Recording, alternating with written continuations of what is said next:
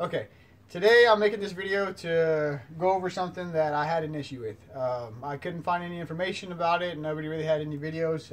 And now that I have my own experience with it, I can give you a little info of what I found to be true. When hatching eggs, if you put all the eggs in at the same time, your incubator is doing what it needs to do, and it's now time to hatch. You moved them down to the next row so that they're sit on day 18, and on day, say, 20, all of them start hatching. At the end of the day, beginning of the next day, if you see like 1 or 2 eggs still in there, in my experience, it's now time to peep those eggs. A lot of people will tell you not to do it, not to step in, leave them alone. But in my experience, that's not the thing to do, because every time I've done that, the chickens end up dead. When I step in, within 10 to 12 hours or so of when the other ones hatched, then I always find them dried or in need of some kind of assistance. So what I do is when that amount of time has passed, since the other eggs has hatched, what I do is I go in and I peep the egg. And I've already done that on this chicken egg. So you can hear them squealing a little bit.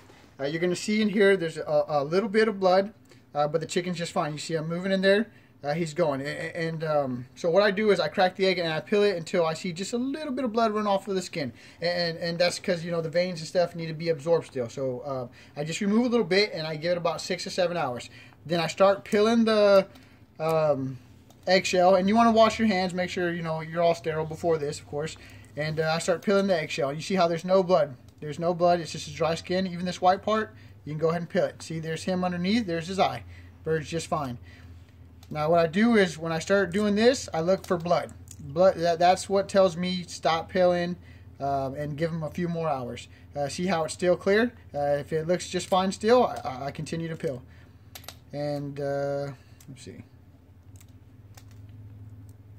Okay, and this little bit of blood right there, like you see right there, is fine.